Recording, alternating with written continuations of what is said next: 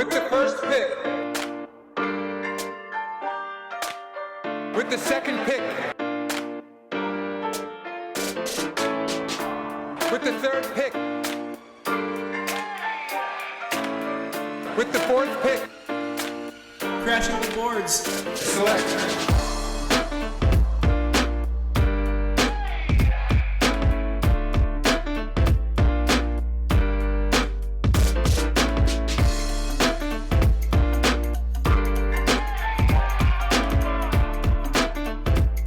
And welcome to Crashing the Boards, episode 2. So excited to be back with you. Hopefully you caught episode 1. If not, it is available on YouTube as well as anywhere else you can find your podcast. So you can look us up on your podcast provider, just Crashing the Boards. We're on there. So if you missed last week, I'm Evan Skilliter.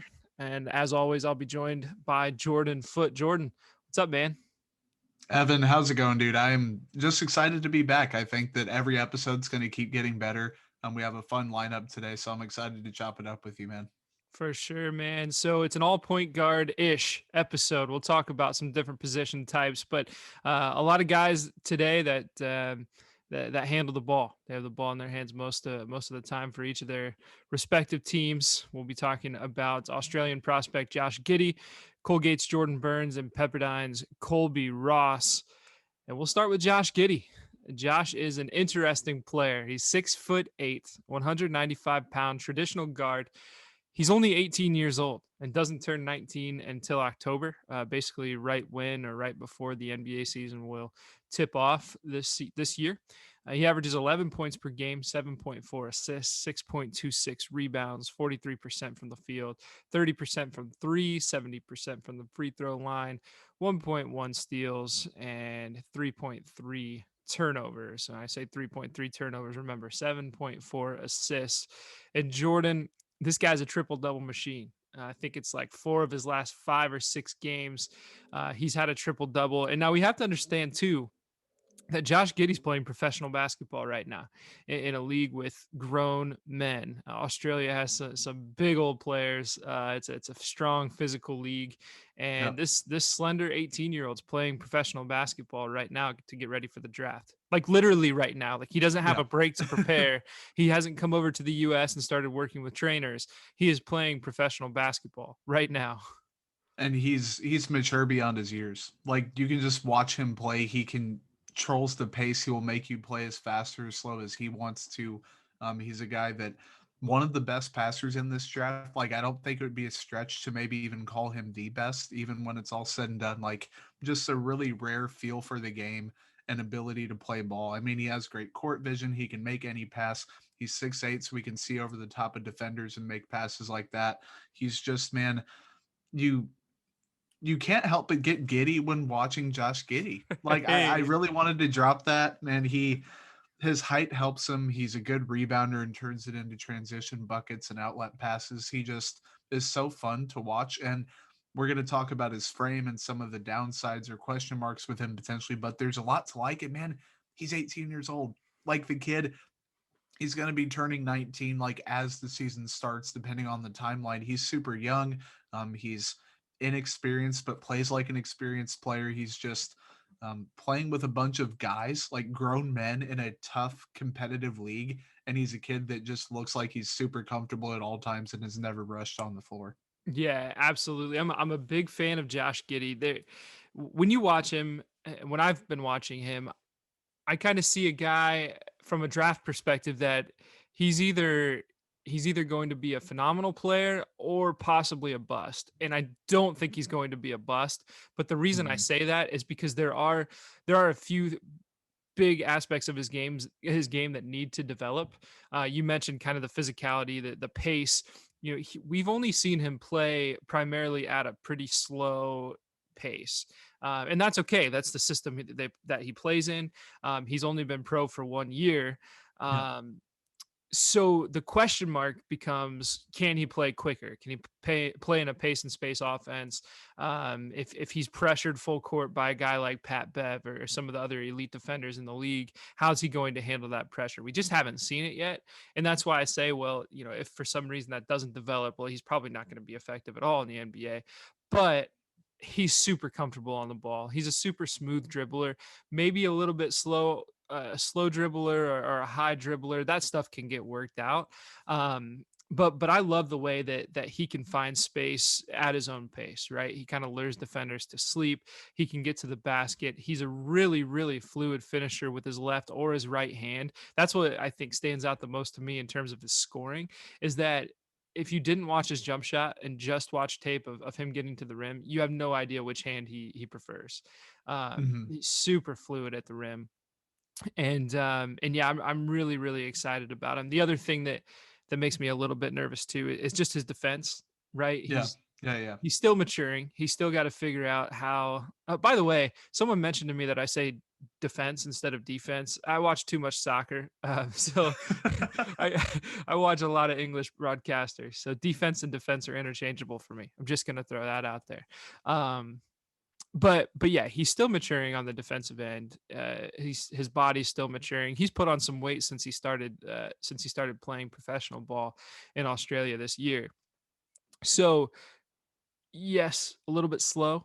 Um, so far on the defensive end. Yes, he'll have to improve that a little bit, but the upside is just phenomenal. And Jordan, you tell me if you agree, but when I watch him in terms of being a playmaker, and of course he's 6'8", so this helps, but you kind of think passing wise, LaMelo, Ben Simmons, Yeah. a little bit.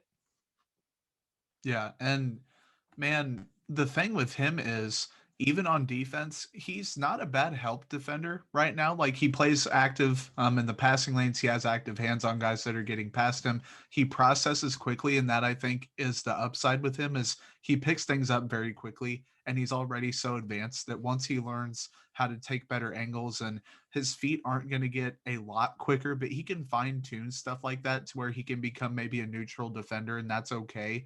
He can add some weight, stuff like that. For everything else I have for positives, you hit the nail on the head. Good start stop ability with his pacing, so that kind of mitigates a little bit of the concern with him playing faster because he can get going quickly.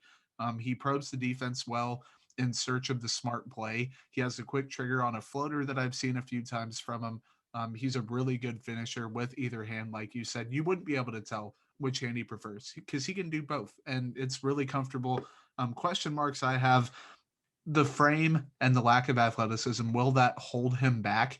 I don't know, and it holds back some players, but they're still really good players. Like you don't need that necessarily. So the wingspan, I think it's only 6'7", which still considering he's more of a guard than a forward, I don't think that's going to hurt him very much. The feet are quick enough. I think that he'll become a better one-on-one defender. He'll add on some weight so then he can switch on to some bigger players and potentially hold his own. The jump shot for me is the number one question mark. And I think there is a pretty clear path to generating some more power with his base, becoming more consistent in his mechanics, becoming a better pull up or catch and shoot player. It's not like it's completely broken. I don't remember his free throw percentage. I think it was close to 70, It like was 69 or 70. something. Yep. Okay, yeah, 70. So I think that there's potential there, and he's so young, and he's not a guy that looks to score first. He's a pass first player, I think, but one that can kind of snake around and find his spots. So there's potential there, and something that it's a question mark with a lot of prospects. Like there are a ton of guys that have that question mark that still he brings so much else to the table that I think that's worth banking on and then kind of developing over time.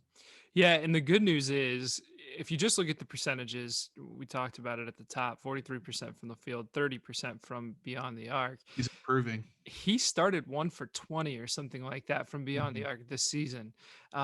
So to think that, yeah, once he played like I 18 think like games, 20 20. I think it's games, yeah. to think that he's at 30% after a 1 for 20 start, that's good news. And you can see it. You can see it from time to time. He's got a little bit of a step back. Again, he's got that really fluid, slow pace, lure defenders to sleep. And if he finds that space, he's been able to hit it, especially lately.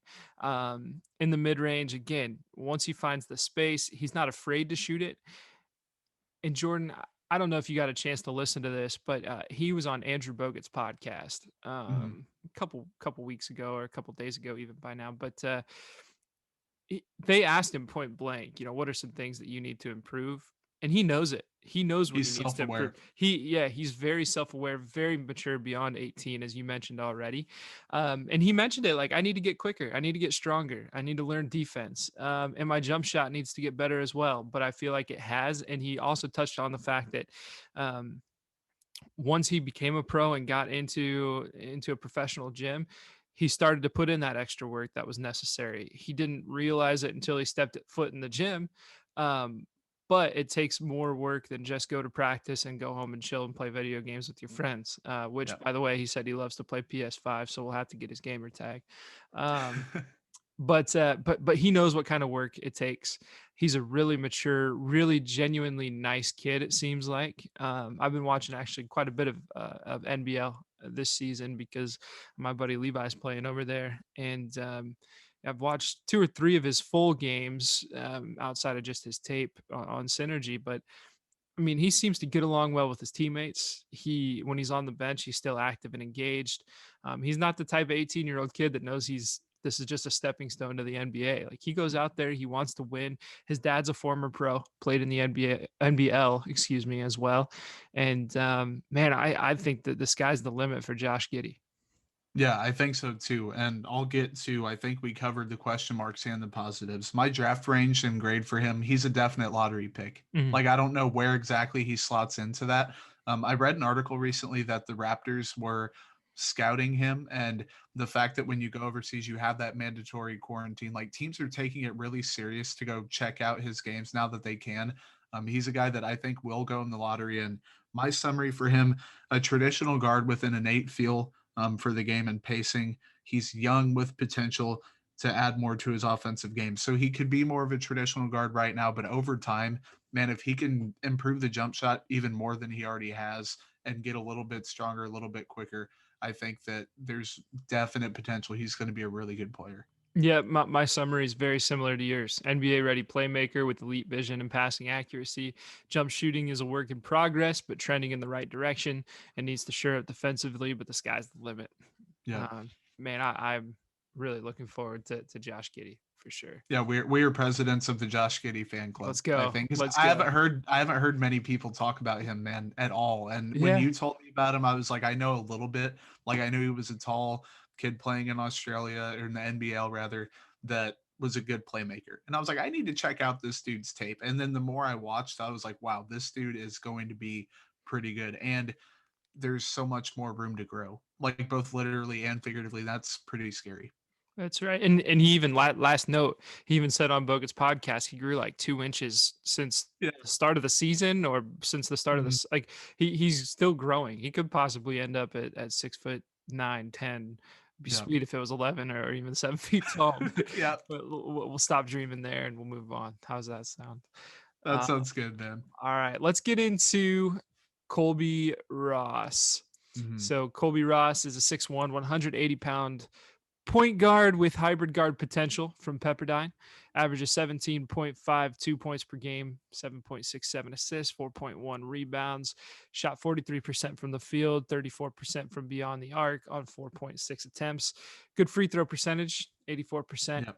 And let's see, 1.11 steals and then 3.7 turnovers to go with those 7.67 assists. Jordan, I'll let you kick it off.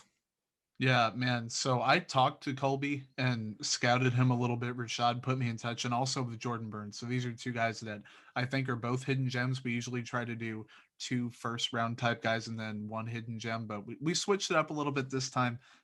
Colby, man, such a good kid. And I've gotten in touch with his family on social media. He trains with his brother all the freaking time. And I'm sure there are a ton of prospects that do stuff like that, but he's always working, always improving. Friends with him on social media, just seems like such a great kid, great leader. He's tasked with like these mid-major guys. They're the cornerstones of their team. Like, he holds so many records in Pepperdine's history.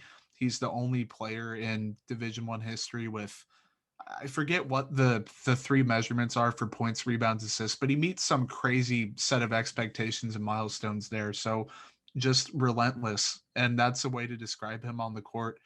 He says that he watches a lot of Damian Lillard, like most people do, and tries to model his game after him. And listen, people, like, I'm not comparing him to Damian Lillard, and we need to get that out of the way because then people take stuff out of context. But you can see shades of that in how he plays and his mentality and how he attacks on the floor. And that's not hyperbole. He just is not afraid to take big shots. He has a really quick trigger. He's not afraid of any matchup. And that's probably the best thing I like about him. He talked about cutting down his turnovers. He cut down his turnovers a little bit. He improved his field goal percentage. So he sets out to do stuff and gets it done. 3-level scorer, a guy that can attack in transition. They ran a lot of high pick and rolls at Pepperdine that he was effective in. So I just think Colbey is all around a really solid, fun player. Yeah, you hit on most of the notes, most of my positive notes. Right, he's a really good decision maker. I love what he can do when he gets into the lane, into the second level, and navigates that.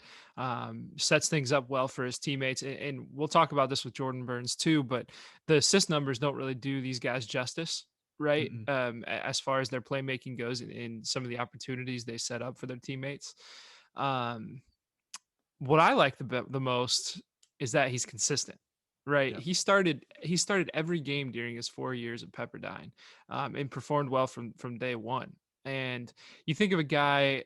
You said you're not comparing him to Lillard. I'm not comparing him to Peyton Pritchard, but Pritchard's a guy that spent a long time in college, was very very consistent, and came out and is making an immediate impact with the Celtics. Coming off the bench, it's not a huge role for Pritchard most nights, but he has that experience, and Mm-hmm. that's what I think is huge for some of these guys. That some people see, oh well, he's 22 or 23 years old.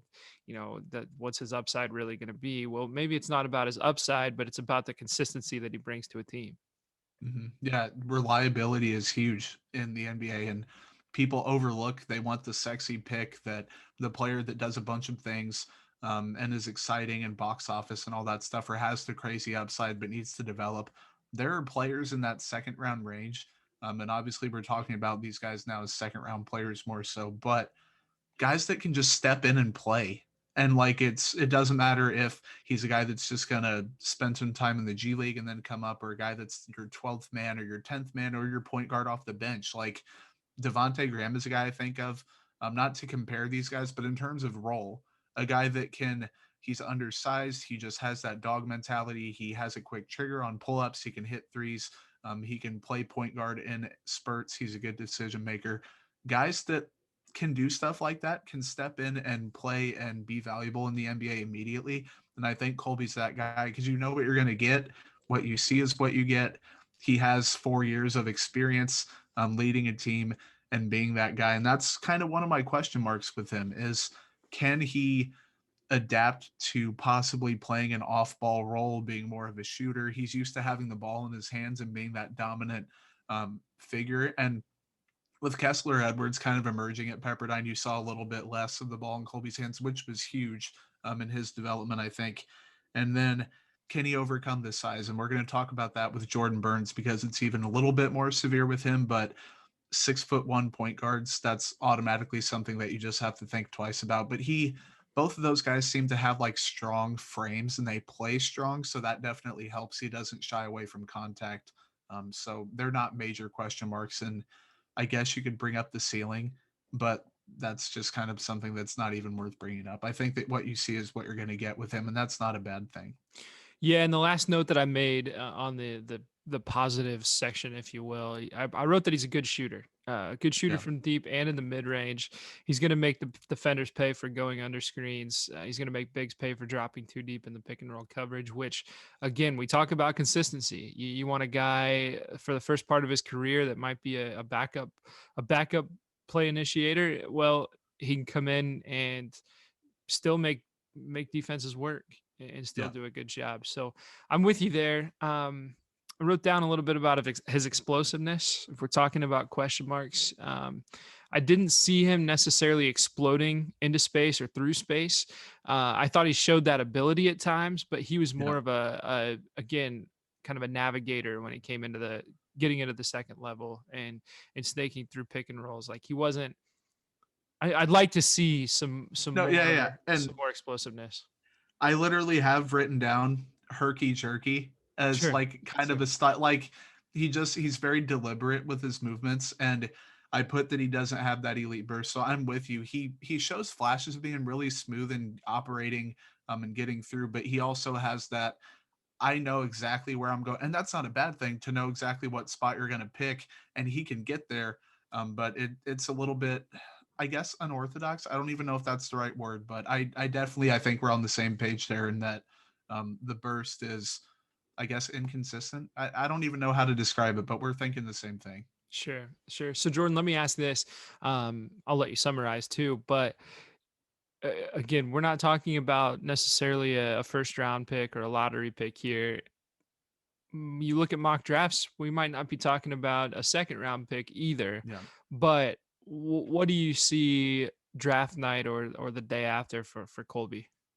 I think if he doesn't go in the second round, which I really hope he does, and I think that some team will hopefully see what we see, a priority undrafted guy that will come in. And if he has to grind it out in the G League, so be it. He's going to do it. He's going to do whatever is asked of him. He's going to do it with a smile. He's going to work hard. And that pays off. I really believe that just in life, basketball in general, it will pay off if you keep your head down, grind, do things the right way. And he's that type of kid. So I think it'll work out for him. Awesome. What's your summary?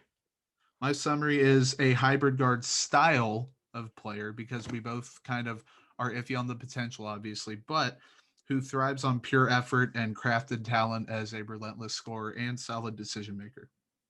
Written like a true writer. I love it. I love it. All right. We'll move on to our last guy for the day, Jordan Burns, another guy that you picked out specifically, Jordan. 6 foot, 175-pound combo guard from Colgate, 16.75 points per game, 5.25 assists, 4.31 rebounds, 40% from the field, but 42% from three on 4.38 attempts, 90% free throw shooter. Also registered 1.62 steals and 2.94 turnovers to go along with those 5.2 assists. Jordan, again, I'll let you kick this one off. I think the shooting ability is the number one thing that stands out off the pick and roll in transition, catch and shoot. He's a free throw ace. The pull up jumper is good. He has good form. He can hit shots off screens. He's equally effective. I think he has the range.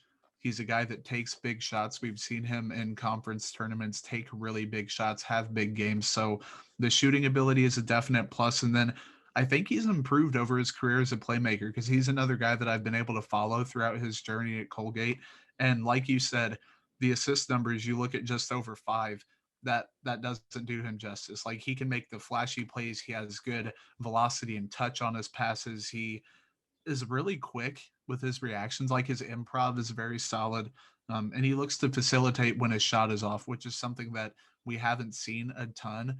But in tournament play as of late, more so this year, when the shot just wasn't falling, I think in that first half of their first tournament game, he went like 1 for 8 or something. He looked to set his teammates up. And there are a lot of college guys that will just kind of check out and say that they don't have it. He doesn't do that. He still looks to make plays. So I think playmaking and shooting, two of the most valuable skills in today's NBA and in basketball in general. And he is pretty good at both. Yeah, and that's something we talked about with Jalen Suggs too last week, right? A guy Yeah. that if things aren't falling for him, or if there's someone else hot on his team and they just want to set something up for someone else, he's a guy that can defer, that can't you can put the ball in his hands, not to score, but to go out and get someone else a bucket. Um, I really like this guy, man. I like Yeah. Jordan Burns. I wrote down he's a real strong, athletic, stocky point guard. He's got a nice build to him. Yeah, he's only 6 feet tall, but you can negate a lot of that with some good strength, right? Mhm. I think he does a nice job. He is very explosive getting to the rim. He's not shy about contact when he gets there. He's a good finisher, whether he's being crafty and avoiding contact or whether he's going right through the contact. I'm a big fan of that part of his game. Which means he's a 3 or 4 level scorer, right? Because you already Yep. talked about his shooting. I love his jump shot, man. It's a quick release. It's a smooth. You can tell it's a confident release. And you you mentioned when we were talking about Colby, Damian Lillard, and you prefaced it by saying, I am not comparing him to Damian Lillard. I'm not saying he's going to be Damian Lillard. Well, I've copy and pasted Damian Lillard's college stats into Jordan Burns' section here on our outline. Um, Again, I will preface the same way you did. I'm not saying he is going to be Damian Lillard, but as far as his scoring output, the way he shoots the ball, he reminds me a lot of kind of how Dame operates right now. Not afraid to shoot from anywhere on the court, can create Mhm. his own shot off the dribble, can create his own space, but also can explode through pick and rolls. So if you look at those stats, you look at kind of how their games statistically were similar, and then watch the Sure. tape and realize like these are kind of similar players. Yeah, Lillard has 3 inches on Jordan Burns, and again, Lillard is his own player. Like you're not going to take just a second rounder and say, oh, he's going to be Damian Lillard. I'm not doing that. I'm just saying, as far as confidence goes, as far as maybe form and creating your own shot and being able to hit at a high level, Jordan Burns has that. Yeah, absolutely. I couldn't agree more. And man, there aren't a lot of question marks with Jordan Burns' game. Will age deter teams from drafting him? He'll be 24 when the season starts. I believe his birthday's in August, so that's something that always works against prospects. And then, will the size hurt him a ton? He definitely plays stronger. He has the explosiveness more so than a Colbey Ross, a guy that Jordan Burns can get to the rim. He isn't scared to get to the rim. He can finish at the rim. He has good effort on defense. He has the 1.6 steals per game. He has the quickness and foot speed. So I don't think it's going to work against him as much as a lot of guys, like on average, your average 6 foot, 175, 180 pound guard. He's at a better advantage, I think, than that. But that's also always going to be a question mark for him. Yeah, and I think if you want to criticize his shooting at any level on the floor, maybe the mid-range game could improve a little bit. Sure. Again, he shoots 90% from free throw line. He's a great shooter from deep. Once he gets in that mid-range, maybe it's a size thing, but it seems like he's a little more inconsistent. And so if he can, once he finds space in the mid-range, if he can start improving that mid-range shot, he becomes even more dangerous, right? I mean, the more Yeah. spots you can hit on from the floor, the more dangerous you are just naturally. But that's not to say he can't hit from right there, right? He's still a good player in that mid level. Um, but yeah, if you're trying to negate the size, you got to be able to hit from everywhere for sure. Yep. Yeah, absolutely. So, Evan, I'm going to kick it back to you. Draft range, I think we're both thinking kind of similar to Colby's second round or priority undrafted guy. What is your NBA projection slash summary overall for Jordan Burns? Yeah, a guy that you're comfortable with the ball in his hands, a guy that can run your offense, get you a bucket when you need a bucket, especially if he's playing in a second unit or kind of in a third type unit role. Um, he's not a dangerous pick. He's a solid Yeah. pick. You know what you're getting when you draft him. I think that's my summary. I didn't even write it down. I really do like Jordan. I really do. Yeah, I do too. What And my what's yours? summary, yeah, mine is untraditional combo guard because the size obviously doesn't really correlate with that, but he has that on off ball versatility. So unorthodox or untraditional combo guard with elite range and the ability to conduct an offense as needed. And I think that man, he's going to do what you ask him to do, and he's going to do it well more often than not. And there's value in that, even as a guy who's not a premier first round pick or anything like that. So I really like Jordan Burns too. And I think all three of these guys are going to be fun NBA players to watch. I agree. Thank you, Jordan. That's Josh Giddey. It's Colbey Ross. It's Jordan Burns. We're so happy that you could join us for episode 2 of Crashing the Boards. Be sure to check us out on YouTube. Subscribe, like, rate, review. You know how it goes. Everyone says it. We'll say it too. We're also available in a podcast form if you want to turn us on when you're driving, running, whatever it may be. Just search wherever you find your podcast. Search for Crashing the Boards. We'll be on there. Next week, Jordan, we'll be talking about Jalen Green, Josh Christopher, and Davion Mitchell. So be sure to check us out there. And again, you can find episode 1 from last week with Cade Cunningham, Jalen Suggs, and Evan Mobley on YouTube and on our podcast feed as well. Jordan, final thoughts? Man, I think this was a great episode, man, and I'm super excited for the lineup next week. That is going to be fun. We have some guys who can go and get buckets when needed. A guy in Davion Mitchell who just his defense is among my favorites in this draft. All three of those guys are going to be super fun to talk about. And I will practice not saying Donovan Mitchell when I'm talking about Davion Mitchell. Same all thing. week. Same thing, same number, same uniform Yeah. color, like too similar. But yes, you're right. I can't wait. Until then, stay right, stay real. God bless. With the first pick. With the second pick.